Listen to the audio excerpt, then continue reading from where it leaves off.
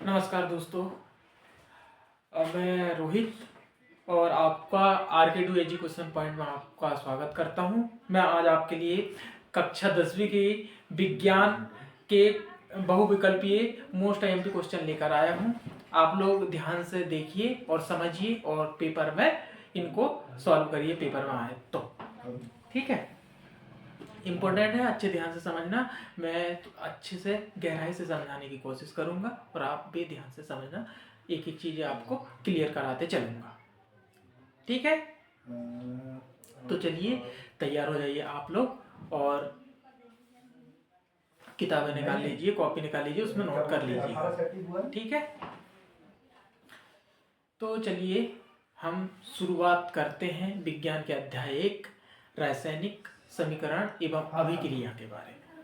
अध्याय 1 है और उसके अपने पास विकल्प है पांच क्वेश्चन अपन करते हैं, इनको मैं सॉल्व करवाता हूँ, ठीक है। तो class 10th MP board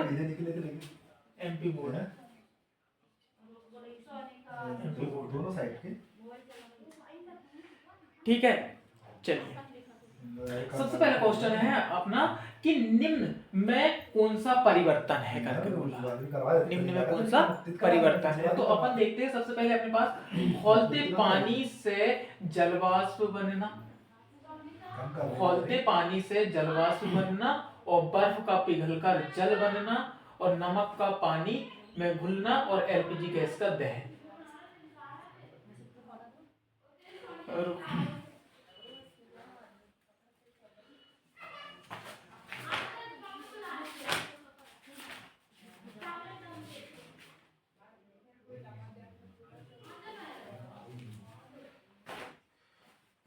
sir जी एक है ना, यहाँ से काट दे रहे हैं। मैंने क्वेश्चन थोड़ी गलत लिख दिया। पुरानी कितने हैं?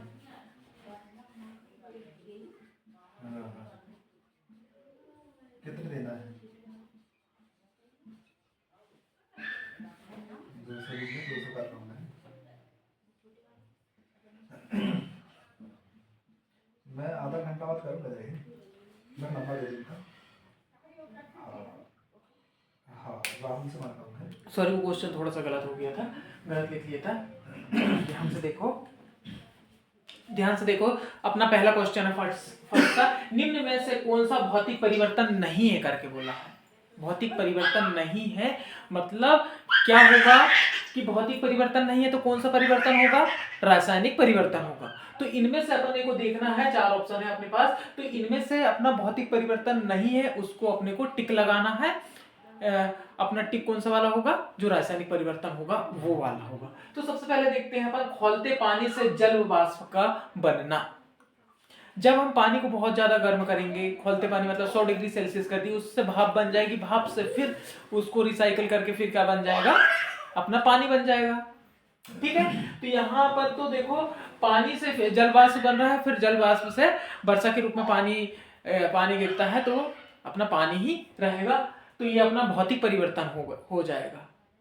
ऐसा परिवर्तन जिस पर कोई भी चेंजेस ना आए तो उसे अपन भौतिक परिवर्तन कहते हैं। रासायनिक परिवर्तन जो एक स्थिति बदलकर दूसरी स्थिति में चले जाए फिर उसको वापस में पहली स्थिति पर लेकर नहीं आए, उसे अपन रासायनिक परिवर्तन कहते हैं। तो सबसे पहले देखो ये पहला क्वेश्चन हो गया, ये अपना भौतिक परिवर्तन हो जाएगा, तो ये अपना आंसर नहीं रहेगा। बर्फ का पिघलकर जल बनना, बर्फ पिघल गई जल बन गई, फिर अपन जल को फिर बर्फ बना सकते हैं, ठीक है। तो ये भी क्वेश्चन अपना नहीं आएगा, ठीक है। तो अब इसके बाद है नमक का पानी में घोलना। नमक को पानी में घोल दिए, है ना, नमक को पानी में घोल दिए और उसको गर्म कर दिए तो पानी उड़ जाएगा, नमक नीचे जमा हो जाएगा, ठीक है। तो फिर अपने को नमक तो जैसे वैसे मिल जाएगा, पानी अपने को वाष्प के रूप में मिल जाएगा, तो ये क्वेश्चन भी अपना नहीं रहेगा, ठीक है। अब इसके बाद है अपना LPG गैस का दहन। LPG गैस का दहन मतलब जो गैस सिलेंडर है अपने पास, हम उसको जलाकर जो उससे जली हुई गैस है, क्या फिर हम उससे LPG गैस बना सकते हैं घर में क्या, ये क्वेश्चन है, ये बोला है उसने, हाँ, ठीक है।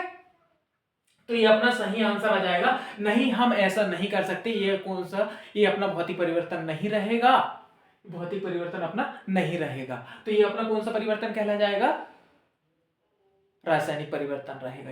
ये तीनों अपने भौतिक परिवर्तन, ये अपना रासायनिक परिवर्तन। क्वेश्चन ऐसा भी पूछ सकता है कि इनमें से रासायनिक परिवर्तन कौन सा है करके, ठीक है। क्वेश्चन ऐसा भी पूछ सकता है कि रासायनिक परिवर्तन कौन सा है करके। हमको यहाँ पर ध्यान देना है कि कौन सा परिवर्तन पूछा है। सबसे पहले अपने को क्वेश्चन में ध्यान से देखना है कि क्वेश्चन बोल क्या रहा है करके, ठीक है। चलिए, क्लियर, पहला क्वेश्चन क्लियर सभी को। चलो सेकंड क्वेश्चन देखते हैं। नीचे दी गई अभिक्रिया के संबंध में कौन सा कथन असत्य है? कौन सा कथन असत्य है मतलब कौन सा कथन अपना गलत है करके बोला। तो अपने पास दिया है ये अपने सीसा ऑक्साइड, और ये अपने पास कार्बन दिया है। जो ऑक्साइड दिया है अपने सीसा का वो सॉलिड रूप में दिया है, और जो कार्बन दिया है अपने पास वो भी किस रूप में, सॉलिड रूप में। देखो, और जो अपना लेड या फिर जो सीसा है वो अपने को सॉलिड रूप में बताया गया है, और यहाँ पर कार्बन डाइऑक्साइड बताया गया है। तो अब अपने को यहाँ पर ध्यान से देखना बच्चों, ठीक है। ऑप्शन में तो सीसा अपचयित हो रहा है, पहली कंडीशन क्या बोला है उसने, सीसा अपचयित हो रहा है करके। तो देखो यहाँ पर अपचयित का मतलब देखते हैं हम कि जब भी किसी भी अभिक्रिया में या तो ऑक्सीजन निकल रहा है, क्या हो रहा है, ऑक्सीजन निकल रहा है, तो हम उसे बोलेंगे अपचयन। और कहीं अगर ऑक्सीजन अगर जुड़ रहा है हम उसे बोलेंगे उपचयन, ठीक है। अपचयन देखो, जब किसी भी अभिक्रिया में ऑक्सीजन को त्यागा जाता है तो उसे बोलते हैं अपचयन, और किसी भी अभिक्रिया में ऑक्सीजन को जोड़ा जाए उसे बोलेंगे उपचयन। या फिर हाइड्रोजन का निकलना, ऑक्सीजन का जुड़ना, एक साथ देखो, ऑक्सीजन का जुड़ना और हाइड्रोजन का निकलना, ये अपनी उपचयन अभिक्रिया के अंतर्गत आते हैं। और अपचयन अभिक्रिया के अंतर्गत क्या आता है कि ऑक्सीजन का निकलना अपना अपचयन कहलाता है। पक्का? तो अब ध्यान से देखो, यहाँ पर ऑक्सीजन यहाँ से निकल रहा है, लेकिन ये कार्बन के साथ में जुड़ रहा है, यहाँ से निकल रहा है, मतलब कि देखो यहाँ पर क्या हो रहा है, अपचयन हो रहा है, और यहाँ पर क्या हो रहा है, उपचयन हो रहा है, उपचयन। समझ में आया सभी को? देखो यहाँ से ऑक्सीजन निकल रहा है और यहाँ कार्बन के साथ में क्या हो रहा है, ऑक्सीजन जुड़ रहा है। तो दो अभिक्रियाएं एक साथ हो रही है, ये अपचयन की भी हो रही है और उपचयन की भी हो रही है। इसे हम अगर कहें तो इसे अपन सिंपल भी कह सकते हैं, रेडॉक्स अभिक्रिया हो रही है करके, सीधा दोनों अपचयन और उपचयन दोनों हो रही है, तो रेडॉक्स अभिक्रिया हो रही है। तो ध्यान से देखना यहाँ पर कि सीसा अपचयित हो रहा है, मतलब कि ऑक्सीजन का त्याग रहा है। ये सीसा मतलब ये पीडी सीसा है अपना, ठीक है। कार्बन डाइऑक्साइड उपचयित हो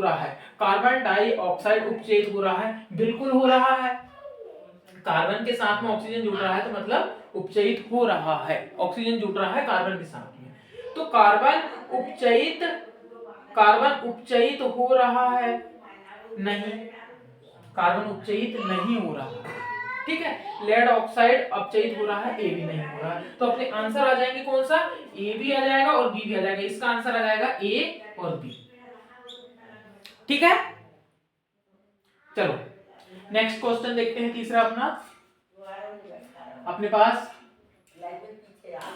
आयरन ट्राइऑक्साइड दिया है और प्लस एल्यूमिनियम दिया है, और ये अपने पास इस तरीके की अपने पास अभिक्रिया है ना, यहां से ऐसा इस तरीके की। तो ऊपर अभिक्रिया किस प्रकार की है करके बोला है उसने, किस प्रकार की अभिक्रिया है करके बोला है। तो ध्यान से देखना बच्चों, यहाँ पर देखो, यहाँ एल्यूमिनियम दिख रहा है और यहाँ पर देखो एल्यूमिनियम दिख रहा है। एल्यूमिनियम के साथ में क्या हो गया, ऑक्सीजन आ गया यहाँ पर, है ना, यहाँ इसके साथ में ऑक्सीजन आ गया। एल्यूमिनियम अपने पास 2 है, यहाँ भी 2 है, यहाँ पर आ रहा है, और ये आयरन 2 है तो यहाँ पर 2 का 2 ये अकेला बचा है, और ये इसके साथ में, मतलब क्या हो रहा है कि ऑक्सीजन का एल्यूमिनियम अपना स्थान परिवर्तन कर रहा है। ये दोनों अपने क्या कर रहे हैं, स्थान परिवर्तन, इसको यहाँ पर फिट कर रहा है सेटिंग से। तो क्या हो रहा है यहाँ पर देखो, अपने पास ऑप्शन में क्या है, संयोजन अभिक्रिया। जब दो अभिकारक जुड़ते हैं और एक उत्पाद बनाते हैं तो संयोजन अभिक्रिया कहलाती है, ठीक है। और वियोजन जब एक उत्पाद दो अभिकारक के रूप में अपने को विभक्त होते हुए दिखाई दे, उन्हें अपन बोलेंगे वियोजन।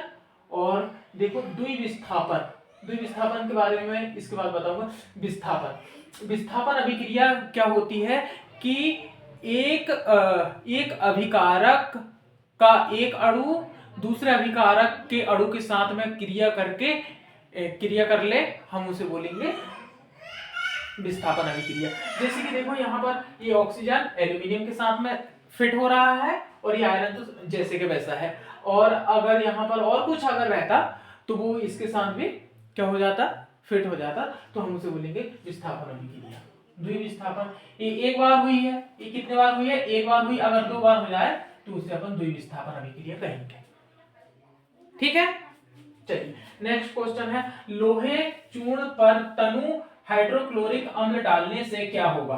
देखो लोहा का फोर्थ नंबर पे देखो, यहाँ पर अपन ने लिखे हैं क्या, लोहे का चूर्ण और हाइड्रोक्लोरिक अम्ल, इन दोनों की अपन क्या कर रहे हैं, अभिक्रिया कर रहे हैं। तो क्या हो जाएगा, ये आयरन क्लोराइड और हाइड्रोजन गैस निकलेगी। आप लोगों ने अम्ल और क्षार के क्या बोलते अंतर में आप लोगों ने जरूर पढ़ा होगा कि किसी भी धातु के साथ में अम्ल की क्रिया कराने से हाइड्रोजन गैस निकलती है और तथा लवण बनते हैं करके।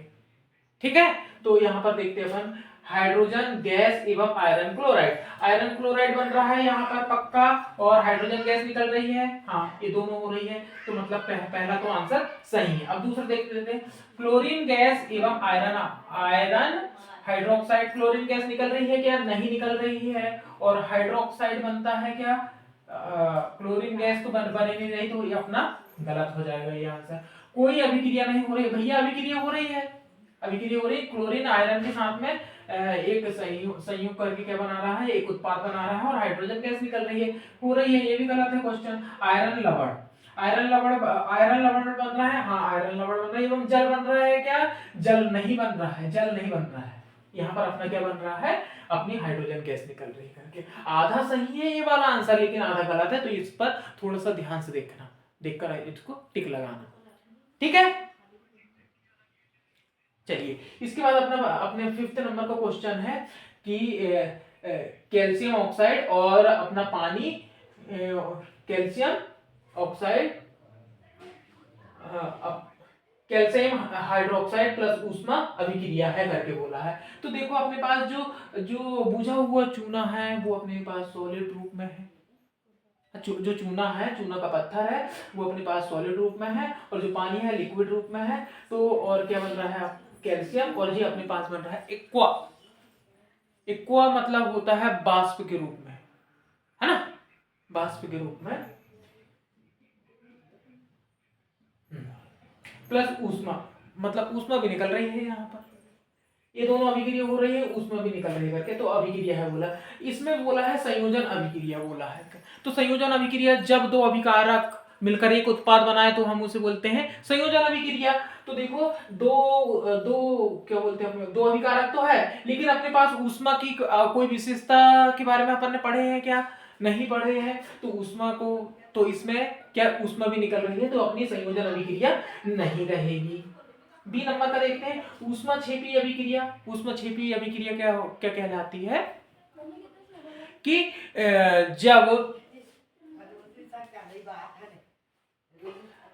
जब किसी भी अभिक्रिया में ऊष्मा का क्या हो, ऊष्मा उत्सर्जित हो, जब किसी भी अभिक्रिया में ऊष्मा उत्सर्जित हो उसे हम ऊष्माक्षेपी अभिक्रिया कहते हैं। तो यहाँ पर तो ऊष्मा उत्सर्जित हो रही मतलब उत्पन्न हो रही है, तो ये अपना आंसर सही हो जाएगा। और उपरोक्त दोनों बोला है, उपरोक्त दोनों है क्या, संयोजन अभिक्रिया और ऊष्माक्षेपी अभिक्रिया नहीं है, संयोजन तो नहीं है लेकिन ऊष्माक्षेपी अभिक्रिया है, तो ये आंसर भी अपना गलत हो जाएगा। और इसमें बोला है इनमें से कोई नहीं, तो इनमें से तो एक है अपना बी नंबर का, तो ये आंसर भी अपना गलत हो जाएगा। ठीक है, तो चलिए आज के अपने 5 क्वेश्चन थे, इनको अच्छे ध्यान से आप समझिए और सीखिए। ठीक है, बाकी नेक्स्ट क्लास में मैं आपको क्वेश्चन आंसर भी इंपॉर्टेंट वाले लेके आऊंगा आपके लिए। ठीक है, थैंक यू। वीडियो अच्छा लगे तो लाइक करें, शेयर करें, सब्सक्राइब करें, है ना, और ज्यादा से ज्यादा लोगों को शेयर करें। Thank you.